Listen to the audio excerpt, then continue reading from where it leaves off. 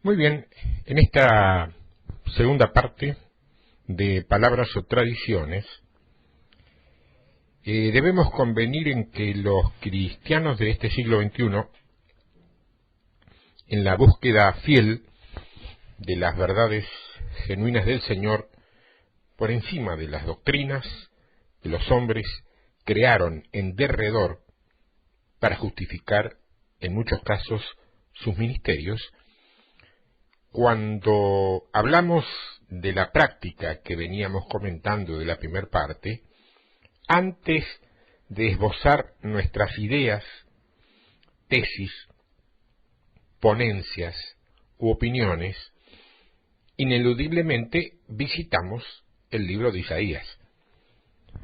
Este compendio, cuyo primer versículo designa a Isaías, hijo de Amós, como su autor, contiene elementos que, pese a haber sido escritos o escrito hace miles de años, son perfectamente vigentes y visibles en el seno de la Iglesia contemporánea. Y como podrás imaginarte, estoy hablando de la Iglesia, no de Babilonia. Y cuando se desea profundizar respecto a esta práctica, independientemente de que este es bueno como quiera que lo mires, y no es ni por asomo mi intención desalentarlo, deberemos recalar en este libro, y más precisamente en su famoso capítulo 58. Entero, con sus 14 versículos, no con uno o dos fuera de contexto. Yo quiero compartirlo en esta segunda parte y examinarlo con vos para aportar algo más respecto a una práctica que, aunque muy difundida y respetada, es desconocida en su esencia básica por muchísima gente. Y cuando hablo de gente, de hecho, me estoy refiriendo a mis hermanos, a creyentes, a hijos de Dios por adopción, a la Iglesia propiamente dicha.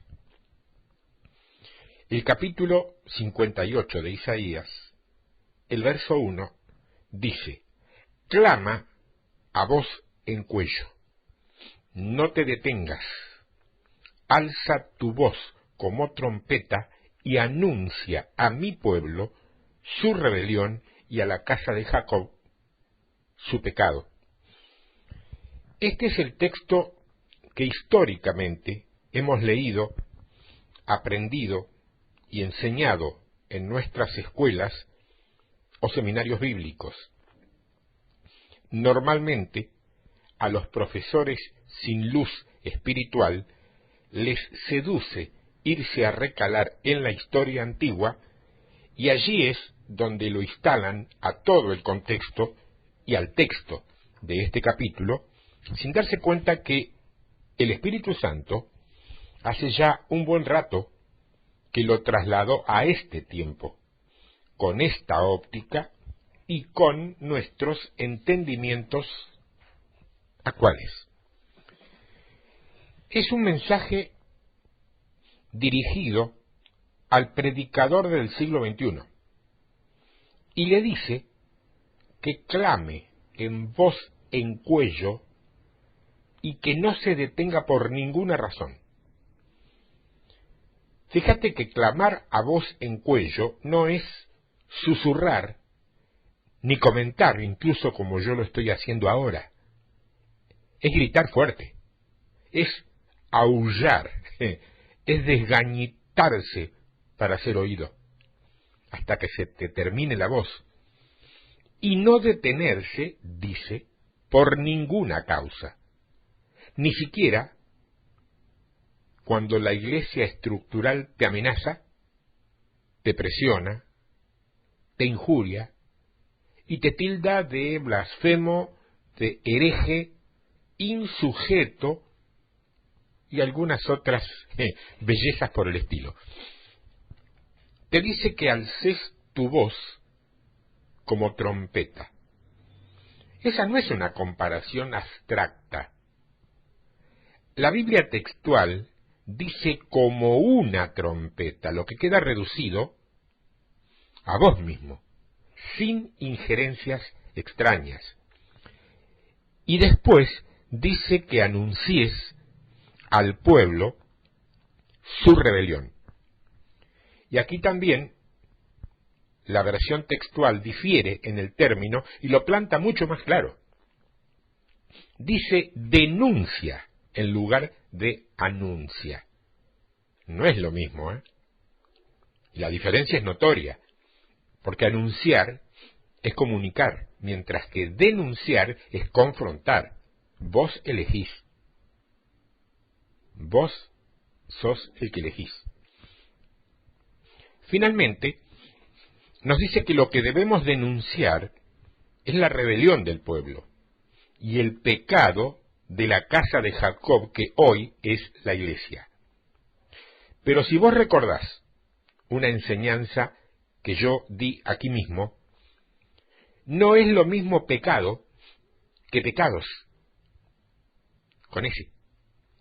Y no parecería necesario denunciar que la iglesia tiene pecado, así, sin ese al final, porque eso es algo que por naturaleza todos tenemos desde nuestro nacimiento en Adán. Bueno, acá está la perla. Aquí está precisamente la perla.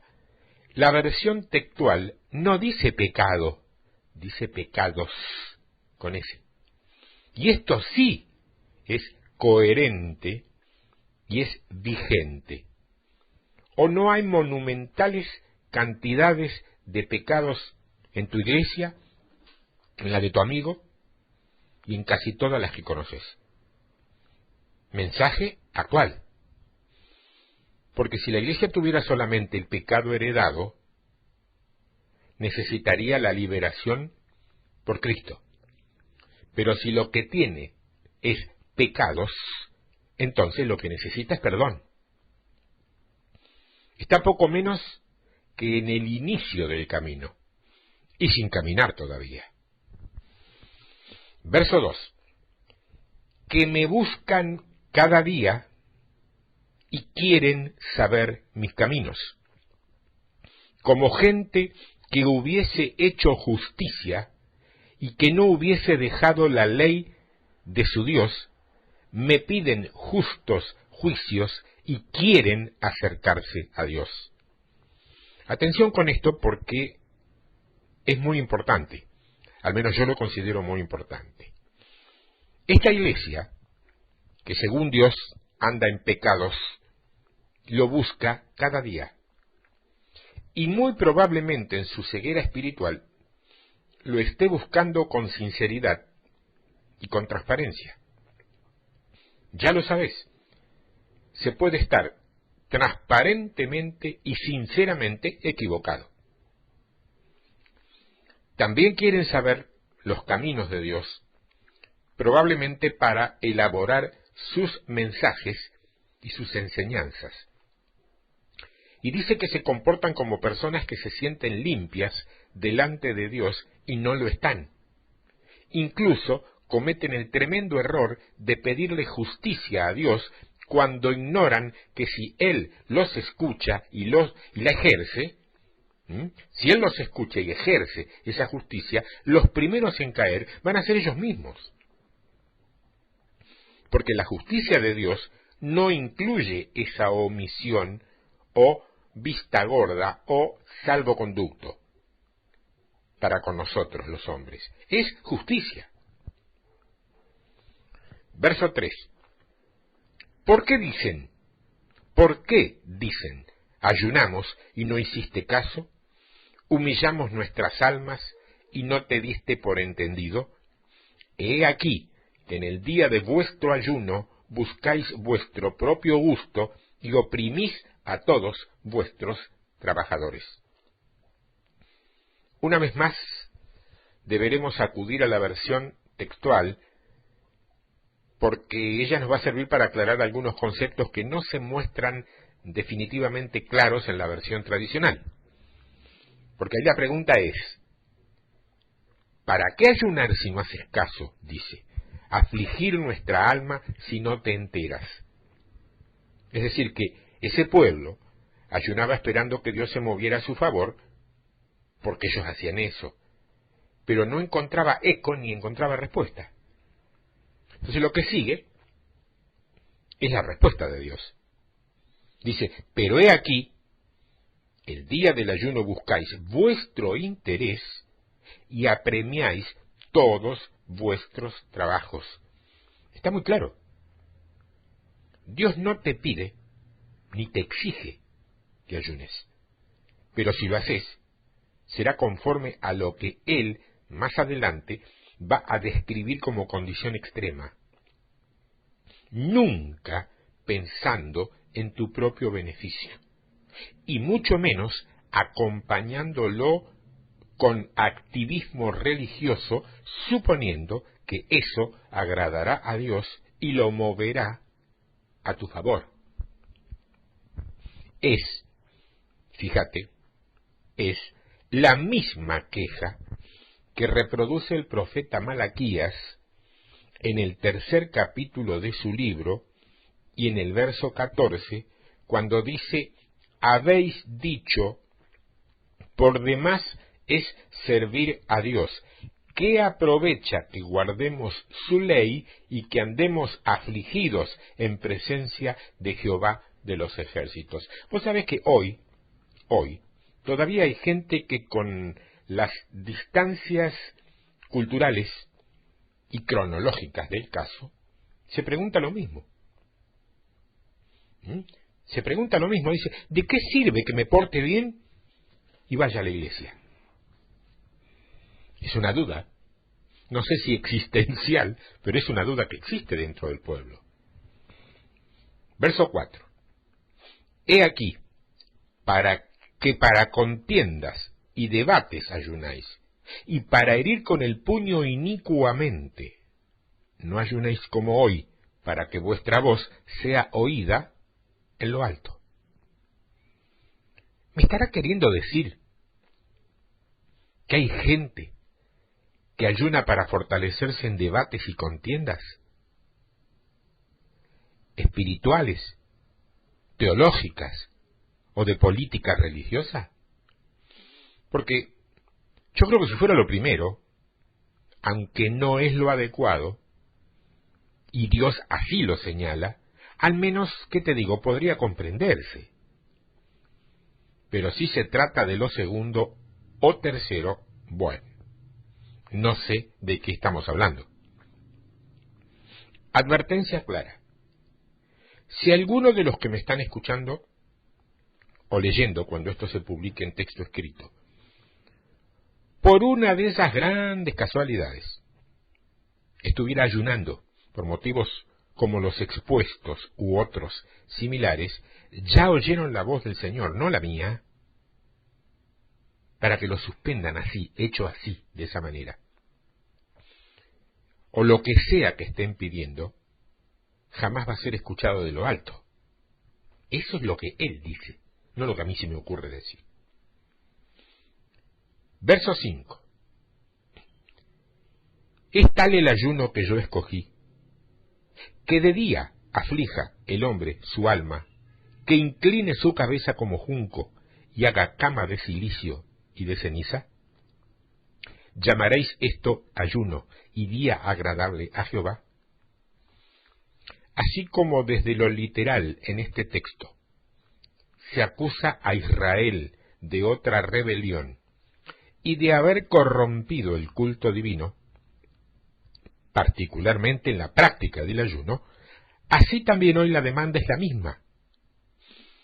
Es sabido, todos sabemos, lo estamos viendo permanentemente en comunicaciones y en correos electrónicos o afiches que recibimos, de ayunos colectivos a favor del cumplimiento de ciertos negocios que no del todo claro realizan algunas congregaciones. ¿Podríamos llamar quizá a eso ayuno y día agradable a Jehová? Dios le responderá, por ejemplo, a través de Zacarías. en el capítulo 7 del libro de Zacarías, en el verso 5, dice: habla a todo el pueblo del país y a los sacerdotes, diciendo: cuando ayunasteis y orasteis en el 5º y en el 7º mes de estos 70 años, ¿habéis ayunado para mí? Esto demuestra dos cosas: que Dios sabe perfectamente para quién vos ayunás cuando ayunás, y que efectivamente existe una clase de ayuno que honra a Dios. Dios formula una pregunta en un tiempo y para una cultura y para cierto tipo de gente, pero ¿no crees que podría preguntar exactamente lo mismo en este tiempo, con diferencias culturales y geográficas, pero similares pretensiones, cargadas de religiosidad y con cero fidelidad? Creo que es lo que dice en el verso siguiente, que es el verso 6. Dice: ¿no es más bien el ayuno que yo escogí desatar las ligaduras de impiedad, soltar las cargas de opresión y dejar ir libres a los quebrantados y que rompáis todo yugo?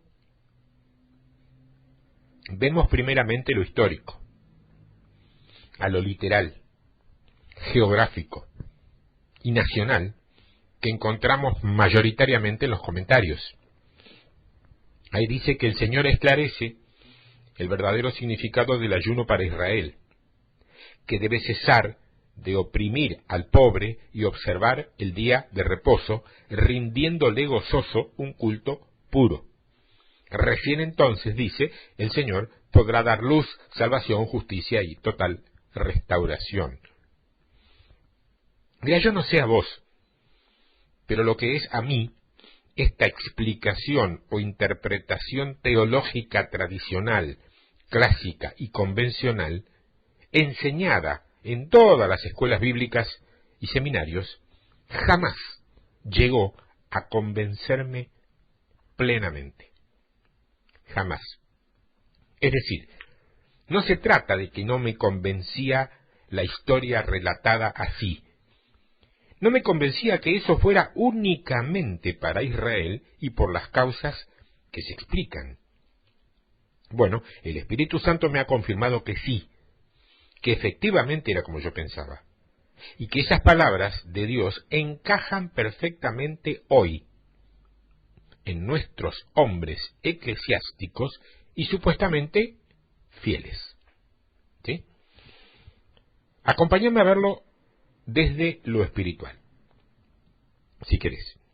Dice Dios que el ayuno que Él ha escogido es, en primer término, desatar las ligaduras de impiedad. Ligaduras de impiedad.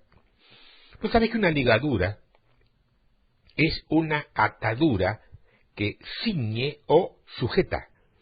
O sea, un impedimento moral u obligación que dificulta la ejecución de alguna cosa.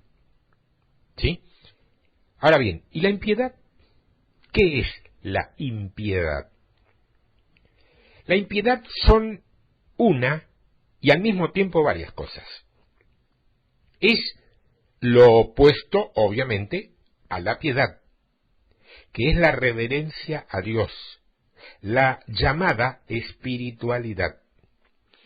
Es una actitud rebelde que se opone a la sujeción y al conocimiento de Dios de una manera consciente, en contra de lo que se le debe como creador, sustentador y salvador.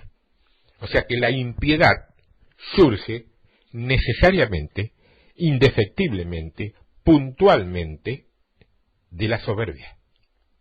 La impiedad surge de la soberbia, lo podés internalizar así y enseñar así, que no vas a estar apartado ni apartada de la verdad. De allí que los impíos, mayoritariamente, manifiestan deshonestidad, crueldad, falsedad, opresión, persecución a los piadosos y terquedad en sus creencias. Yo pregunto, ¿a dónde podemos encontrar esto hoy? Mira, sin ir muy lejos, yo te digo que en el mundo no, Lo podemos encontrar en ciertos templos de ciertas congregaciones autodenominadas como cristianas. ¿Y quiénes serían, entonces, los impiadosos? Acorde con el poder que muestran poseer sus líderes, indudablemente. Salir de esa esclavitud humana barnizada bíblicamente como sujeción es algo que Dios llama desatarse de ligaduras de impiedad y conforma una de las áreas que Él determina y considera como ayuno. Luego dice, como segundo factor básico, soltar las cargas de opresión. Una carga, vos lo sabés tan bien como yo, es una cosa que pesa sobre otra. Algo que se transporta con dificultad y no siempre voluntariamente. Es una obligación que conlleva una actividad o una situación. Es un efecto que provoca en las personas hechos o situaciones que cansan, desgastan o hacen sufrir. ¿Estamos? Ahora bien, todo esto que has escuchado y que debemos soltar conforme a lo que Dios nos recomienda, tiene que ver con opresión. Y opresión linealmente es hacer presión, someter a una persona o a un grupo privándolo de sus libertades o por medio de la fuerza y la violencia. Producir algo, una sensación de angustia.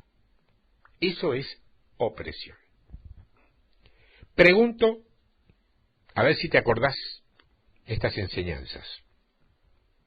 ¿Quién es el responsable de las mayores opresiones en los hombres? El enemigo. Acertaste seguramente. El enemigo. Satanás. Satanás y todos sus demonios. Pero déjame decirte que además de Satanás y todos sus demonios, también sus personeros humanos, aquellos que les sirven y operan en su favor. Por ejemplo, los impiadosos que leímos anteriormente. ¿Te acordás dónde terminamos? ¿Te acordás? Bueno, no te espantes. Es una realidad y muchos ya saben que es así. Bueno, liberarse de ello es parte del ayuno escogido por Dios. No estamos hablando de no comer, estamos hablando de una actitud, de un gesto y fundamentalmente de una decisión que no es fácil. Ahora, en tercer lugar, nos encontramos que dice dejar libres a los quebrantados. Dejar libres a los quebrantados.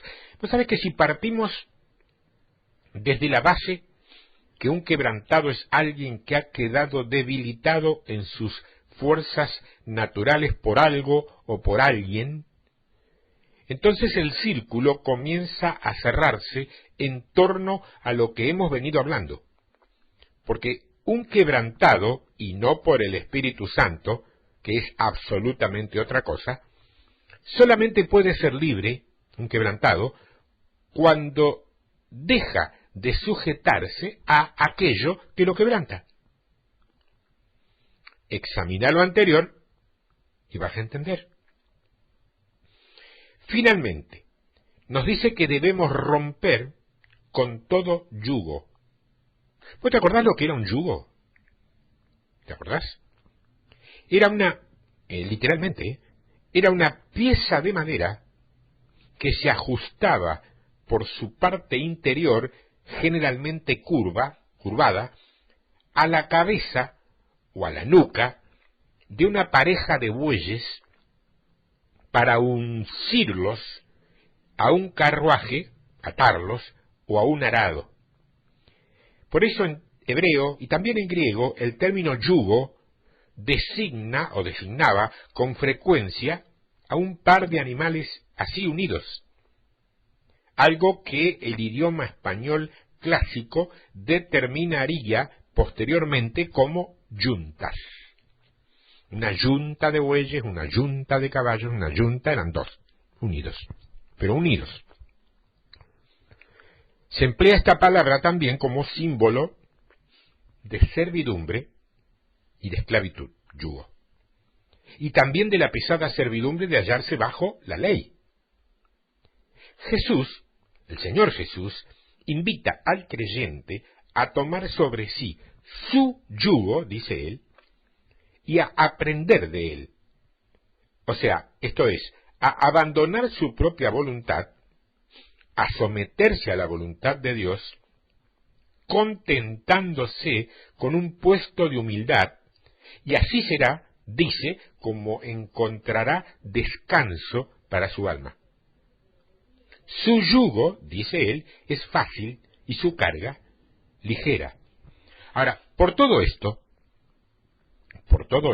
es muy sencillo determinar que, cuando aquí se está hablando de romper los yugos, no se está refiriendo precisamente al yugo de Jesús. Se está refiriendo al yugo humano. ¿Y cuál es el más visible de los yugos humanos? Muy simple. La religiosidad.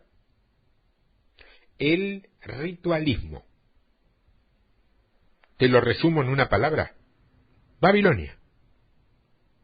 Eso es lo que Dios recomienda romper en cualquiera de sus expresiones, como parte esencial del ayuno que Él escoge para el hombre. Y aquí concluye esa primera parte referida a lo que luego dará en expresar como huir de Babilonia. Y hablo, vos sabés muy bien, de mentalidad. No estoy hablando de sitios geográficos, ciudades con jardines colgantes o efectos concretos materiales, mamposterías, madera, mármoles y todo el oropel de vidrio y adorno que puedas haber conocido y estar por conocer. Porque después pasa al plano personal, directo y personal. Y dice entonces el verso 7, ¿no es que partas tu pan con el hambriento y a los pobres errantes albergues en casa, que cuando veas al desnudo lo cubras y no te escondas de tu hermano? Pues sabes que en la celebración del sábado se hacía una bendición al partir el pan. Esto era a lo que Jesús se refirió cuando dijo que se debía hacer eso en memoria de Él, pues Él era y es el pan de vida. Esta es la bendición del pan y el vino hecha en la celebración del séptimo día y no la Santa Cena celebrada por tradición cristiana el día domingo, que es notoriamente una herencia de la Iglesia romana, nos guste o no, denominada Eucaristía. En la cena de la Pascua se partía el pan, al igual que los sábados, por lo tanto, el memorial no es sólo para la cena de la Pascua, como algunos mesiánicos creen. Se ha hecho mucha doctrina sobreenfatizada de puntos que son simplemente anexos a todo esto. Yo he hablado en otros temas respecto a la Santa Cena y a todo el ritualismo que nos rodea, que no es malo en sí mismo, que yo no digo que haya que sacarlo, lo que no hay que darle un énfasis que esté por encima del concepto profundo y real de lo que significa. Sin embargo, esto evidencia además un fuerte contenido de índole espiritual que va mucho más allá y muy por encima de lo literal e histórico. ¿Vos recibís algo que estimás como palabra rema, fresca, genuina y ungida en este sitio? Acá, ahora, donde estás escuchando, donde me estás acompañando quizá desde hace mucho tiempo, ¿estás recibiendo algo que vos entendés que es palabra rema? Una palabra fresca, genuina, ungida. ¿Te sirve esto para alimentarte espiritualmente? Bueno, entonces compartila.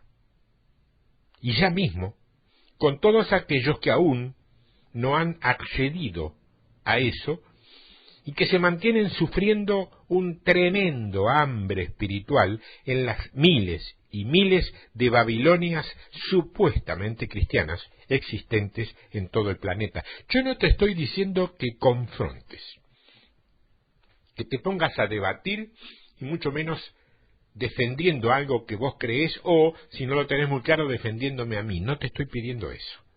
Lo que te estoy pidiendo es que aquello que te llega, te impacta, hace un hueco en tu corazón y el Espíritu Santo que mora en ti te dice que es cierto y que te sirve para alimentarte y crecer, compartilo. Si te lo creen, te lo creen. Si tienen que ponerlo en la observación, que lo pongan, y si no lo quieren creer, que no lo crean, pero compartilo. Hay mucha gente hambrienta, como todos nosotros que estuvimos hasta que nos encontramos con la palabra y el alimento genuino y dejamos de comer la hojarasca a la cual estábamos acostumbrados. Y no tengas ninguna clase de temor. Pues yo ya lo he dicho muchas veces, pero voy a tener que reiterarlo una y más, las que hagan falta, al menos en lo que a este ministerio concierne. No existe tal cosa como un derecho de autor para cristianos escritores o predicadores. No existe. Vos me dirás que legalmente sí. Sí, legalmente sí, pero esos son rudimentos del mundo. Yo te estoy hablando desde lo espiritual, porque el único autor de todo esto, cuando realmente pesa y hace impacto en tu espíritu, es el Espíritu Santo. Y si vos aceptás, creés y ponés por obra en tu vida todo lo que aquí escuchás o lees, vos podés ya mismo repetirlo textualmente, porque a mí no me vas a estar robando absolutamente nada. Yo lo tengo muy claro a eso, ¿eh? Lamentablemente no todos. De allí que por allí hay gente que tiene problemas. Claro, una cosa es que si yo te estoy dando esto a vos de gracia y no te estoy cobrando nada para que lo escuches, o sea, para escuchar estos trabajos o para leerlos, vos no necesitas poner tu tarjeta de crédito ni enviar una donación a ninguna parte. Si yo lo estoy dando de gracia, tu obligación, delante del Señor, no moral, delante del Señor, es hacerlo exactamente de la misma manera. Ahí estás perfecto. Ahora, si vos extraes todo esto que yo te enseño y te doy por gracia, lo pones en un CD, un DVD o lo que fuere, y lo vendés, eso es otra cosa. Se llama de otra manera y tiene otra conclusión, otro resultado y muy probablemente otro pago por parte del Señor. ¿Está? Y lo mismo es para los llamados pobres y errantes, que no son sino aquellos creyentes que andan caminando por la vida de un templo a otro, buscando lo que en definitiva en ninguno de ellos va a poder encontrar. Bueno, dice que lo albergues en tu casa, que no es precisamente esa casa de material, o ese departamento, o ese lugar en el cual habitas con tu familia. Tu casa es tu casa espiritual, y tiene que ver con tu unción, con la unción que has recibido para algo. Dios unge a sus hijos para dones y ministerios. Que sus hijos lo encuentren, lo vean y lo puedan mecanizar es otra cosa. Eso pasa por decisiones personales. Para algo se nos dejó la voluntad y el libre albedrío para decidir qué hacemos. con lo que Dios nos da, y en primer paso, si queremos aceptar lo que Dios nos da. La desnudez, mientras tanto, tiene que ver preponderantemente con indefensión y vulnerabilidad. Es, ni más ni menos, a lo que están expuestos miles y miles de cristianos que, por ignorar o por haber recibido falsa enseñanza respecto a los poderes demoníacos, caminan desnudos y desarmados cuando todos sabemos que existe una tremenda armadura espiritual y también armas de grueso calibre que nos permiten ganar las batallas cotidianas.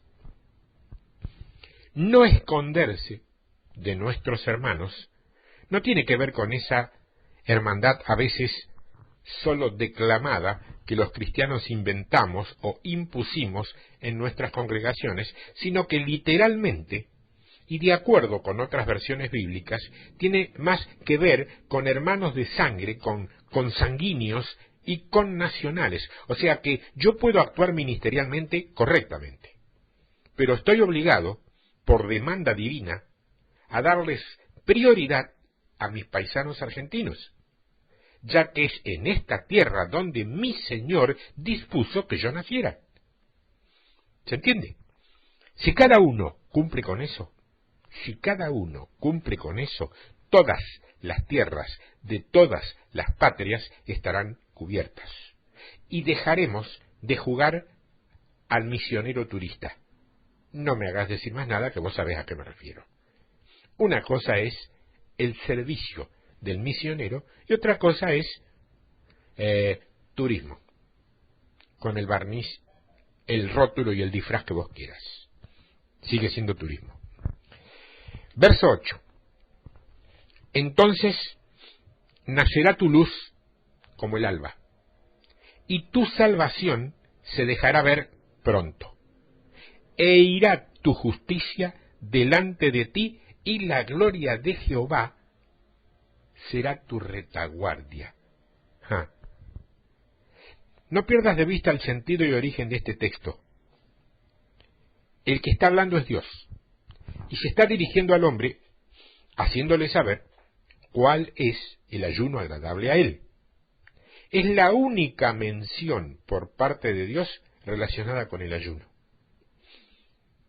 por lo que se estima que verdaderamente estas son las bases que Él coloca al respecto, y no otras inventadas quizá con buena voluntad por los hombres, conforme a sus propias sabidurías, bien intencionadas, pero sabidurías humanas. Dice que si andamos en esto, que previamente he mencionado, nos nacerá la luz de la revelación, y a partir de ella es que caminaremos sobre seguro, en dirección a nuestra salvación, en primer término, y en ingreso al reino de modo subsiguiente. Dice que llevaremos nuestra justicia manifestada a la vista, y la gloria de Dios será la que cubra nuestra retaguardia. ¿Sabes por qué? ¿Sabes por qué nuestra retaguardia? Porque es la única zona de nuestro ser, de nuestro cuerpo, en este caso espiritual, que la armadura de Efesios 6 no cubre. Porque como toda armadura de guerra, porque este es un calco de una armadura romana de guerra, está hecha para soldados que caminan en medio de un ejército compacto y unido. Y por la retaguardia solo podría atacarte alguien de tu mismo ejército, no un enemigo externo. ¿Se entiende lo que digo? Pero como ya hay experiencia con Israel, que jamás perdió una guerra con enemigos externos, entonces Dios mismo se ofrece para proteger la zona que, por confianza, vos deberás dejar expuesta, que es tu retaguardia. Te dice, vos hacé lo tuyo, que Dios hará su parte. Ahora, claro, a vos se te demanda una sola cosa: ni se te ocurra ponerlo en duda. Ni se te ocurra ponerlo en duda. Verso 9. Entonces invocarás y te oirá Jehová, clamarás y dirá él: heme aquí, heme aquí. Si quitares de en medio de ti el yugo, el dedo amenazador y el hablar vanidad, y si dieres tu pan al hambriento y saciares su alma afligida, en las tinieblas nacerá tu luz, y tu oscuridad será como el mediodía. Fíjate que no dice simplemente que cuando invoques a Dios, éste te responderá. Dice que entonces, cuando lo hagas, dando a entender que solamente si cumplís los pasos anteriores, es que sucederá esto último. Y esto es importante siempre tener en cuenta el contexto entero y no parcial. Y luego dice que eso será si quitares el yugo. ¿Vos ya sabés lo que es un yugo? Un elemento que se te coloca en contra de tu voluntad y que te lleva u obliga a hacer lo que no siempre deseas hacer. Eso es un yugo. Yo te pregunto, básicamente, puntualmente y definitiva y decididamente a vos, que me estás escuchando en este día. ¿Vos, mujer, o vos, hombre? Pregunto, ¿tenés algo así hoy en tu vida? Y no me refiero solamente a tu vida social, ¿eh? Esto incluye a tu vida eclesiástica. ¿Lo tenés? Sácalo. Si lo tenés, sácalo. Ahora, te pregunto, o te preguntarás, ¿me he vuelto yo un resentido y pretendo encontrarle a todo un contenido relacionado con Babilonia? En algún momento quizás lo pensaste a eso. Yo te entiendo, te comprendo perfectamente si lo pensaste, pero tengo que decirte que no, que en absoluto. Fíjate, luego dice que conjuntamente con ese yugo, deberás desprenderte también del dedo amenazador. ¿Vos te acordás que alguna vez alguien te haya apuntado con un dedo amenazador? ¿Recordás en qué lugar sucedió eso? Para vos, ¿eh? Y concluye señalando que ese yugo y ese dedo amenazador vienen acompañados de un hablar vanidades. Hablar vanidades. ¿Recordás haber oído hablar vanidades en algún lugar? Allí es, no busques más. Si ya sabes una respuesta, si tenés una respuesta clara que pasó por tu mente porque el Espíritu Santo la puso allí en este preciso momento, no busques más, es allí. La segunda parte del texto habla de darle tu pan al hambriento. Y a partir de esto se han formado, como te digo, monumentales doctrinas basadas en las obras de bien y también en los movimientos sociales, que quizá no sean malos en sí mismos, pero que en modo alguno representan lo que aquí se te está diciendo. Porque de lo que aquí se está hablando es del pan como alimento espiritual y del hambriento como de alguien que busca palabra genuina y no la encuentra. Porque de otro modo jamás te diría que así saciarás un alma afligida y alguien saldrá de la tiniebla a la luz. Date cuenta, no puede ser alimento estomacal. Sería muy infantil, ingenuo y irresponsable verlo así. Verso 11. Jehová te pastoreará siempre. Gloria a Dios, qué hermoso texto, qué hermosas palabras. 4 palabras que son ¿qué te diría? El reaseguro de nuestra fe. Jehová te pastoreará siempre, y en las sequías saciará tu alma, y dará vigor a tus huesos, y serás como huerto de riego, y como manantial de aguas, cuyas aguas nunca faltan.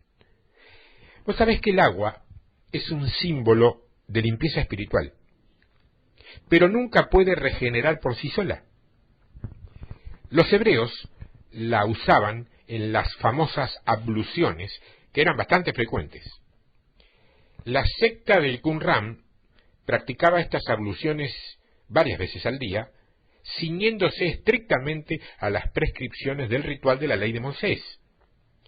Juan el Bautista, tomando esta base como punto de partida, practicó el bautismo para perdón de pecados, precursor del bautismo cristiano, que dicho sea de paso, es bautismo de creyentes y que sigue a la fe, porque el agua no puede lavar los pecados si no hay arrepentimiento previo.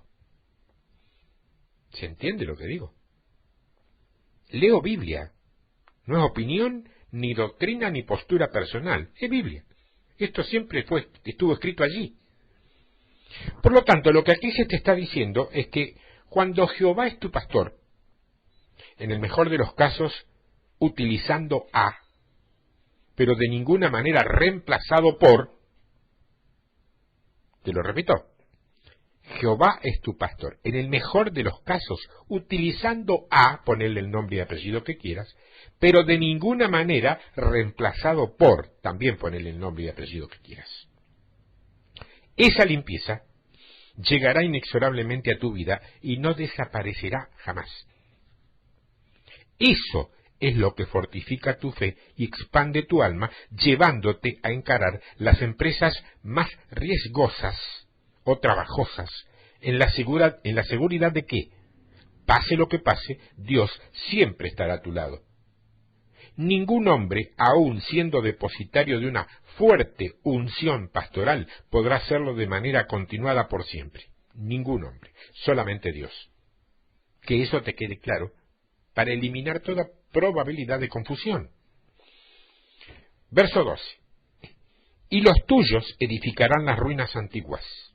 Los cimientos de generación y generación levantarás, y serás llamado reparador de portillos, restaurador de calzadas, para habitar. ¿Pues sabes qué dicen los comentaristas tradicionales? Que cuando dice los tuyos, se refiere a Israel. De acuerdo. Bueno, de acuerdo. Yo puedo aceptarlo a eso. Pero, ¿para qué Dios haría escribir esta promesa tan específica y de poca utilidad para el mundo gentil? ¿Para qué? Salvo, claro está, que no fuera para Israel solamente o exclusivamente, sino para todos los creyentes. Y que las ruinas antiguas representaran a la doctrina de los apóstoles sobre la cual se nos manda a edificar nuestra fe. Solamente con eso podríamos construir cimientos básicos para todas las generaciones. Y solamente por ello podríamos ser llamados reparadores de portillos. ¿Qué es un reparador de portillos? Portillo es aberturas o pasos en una muralla, pared o tapia, o de un postigo, o de una puerta pequeña en otra mayor, o del camino estrecho. ¿Te resulta familiar eso, no? Reparador. Camino estrecho, entre dos alturas. Y dice también restaurador de calzadas. La calzada es un camino empedrado y ancho. Y también se usa para denominar sobre todo las grandes vías construidas por los romanos y una parte de la calle comprendida entre dos aceras. El verso 13 y 14 finalmente dice: si retrajeres el día de reposo tu pie, de hacer tu voluntad en mi día santo, y lo llamares delicia, santo, glorioso de Jehová, y lo venerares, no andando en tus propios caminos, ni buscando tu voluntad, ni hablando tus propias palabras, entonces te deleitarás en Jehová, y yo te haré subir sobre las alturas de la tierra, y te daré a comer la heredad de Jacob tu padre, porque la boca de Jehová lo ha hablado. Es notorio que todo el texto de Isaías 58, a pesar de ser tomado como base de la opinión de Dios respecto al ayuno, todo el capítulo 58 enfatiza el lugar del arrepentimiento en la restauración. Es un asunto del que en algún momento vamos a hablar y ampliar más, porque entiendo que es necesario. Yo creo que las tradiciones todavía pesan demasiado en contra de la propia palabra, pero tampoco entiendo que debamos convertirnos en acérrimos fundamentalistas dispuestos a caerle ferozmente encima a los que no la cumplan textualmente. Sigamos con esta práctica tal cual hemos venido o estamos acostumbrados a hacerlo desde que nos convertimos. Cada uno lo maneja, lo tiene y lo implementa como siente, como cree, como supone o como siente de Dios que debe hacerlo.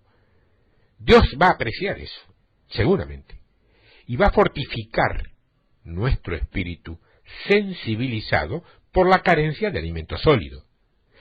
Pero no perdamos de vista que el verdadero ayuno que Dios ha escogido para nosotros es el que terminás de leer y de examinar conjuntamente conmigo. Y no es una novedad.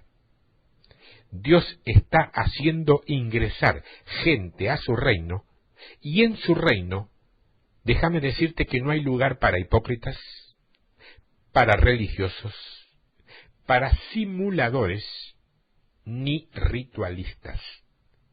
Aunque si su corazón está alineado con el corazón de Dios, tal como alguna vez sucedió con David, entonces, seguramente, deberemos incluirlos. Palabras o tradiciones. Esto sería y daría para mucho más. Yo voy a concluirlo aquí porque ingresar en más sería darle apertura a otras cosas relacionadas con las tradiciones y a veces en contraposición o dándose de narices o de patada con la palabra misma.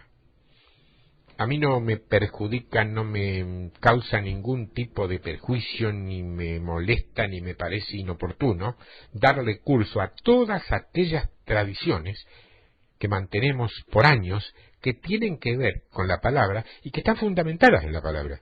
No las veo mal, independientemente de que en sí misma no produzcan ni mejor ni peor en nosotros o en nuestras vidas de fe. Si están avaladas por la palabra, sirven. Son válidas, nadie tiene por qué cortar con ellas.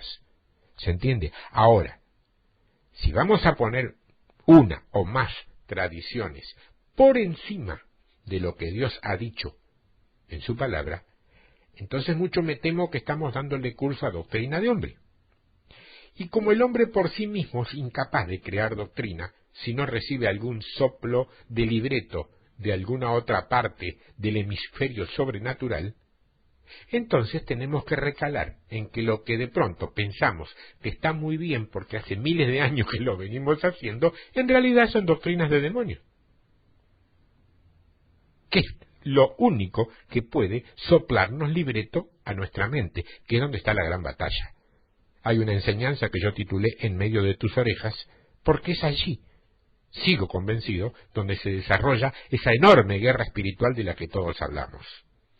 La guerra espiritual no es andar a los gritos con los demonios, aunque de pronto en algún momento lo incluya.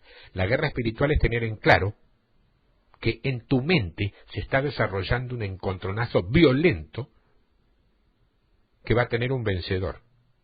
¿Sabes cuál va a ser el vencedor? El que esté mejor alimentado.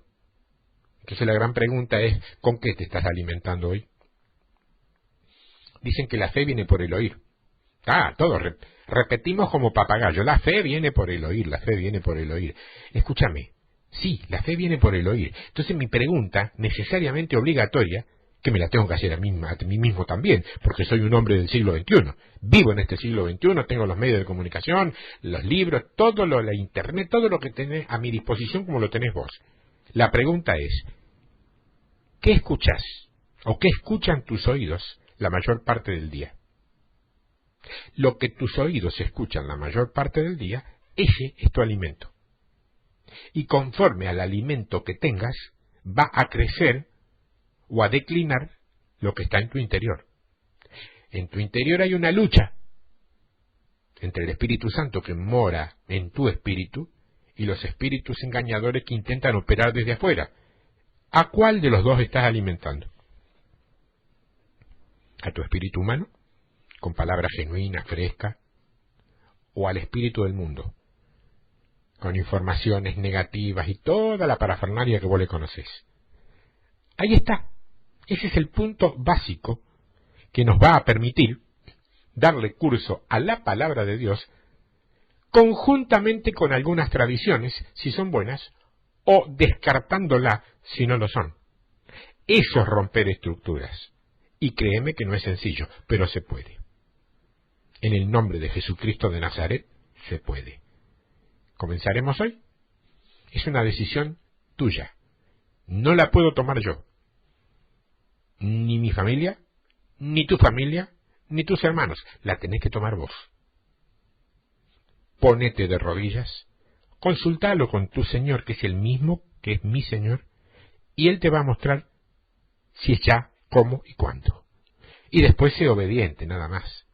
Ese es el pasaporte a la victoria. No cantemos victoria si todavía no sacamos el pasaporte. El pasaporte es la obediencia.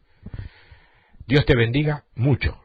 Y bueno, mis correos, tiempodevictoria@hotmail.com, tiempodevictoria@yahoo.com.ar, en el asunto, palabras o tradiciones, parte 1 o parte 2, de acuerdo a la que quieras comentar o consultar algo.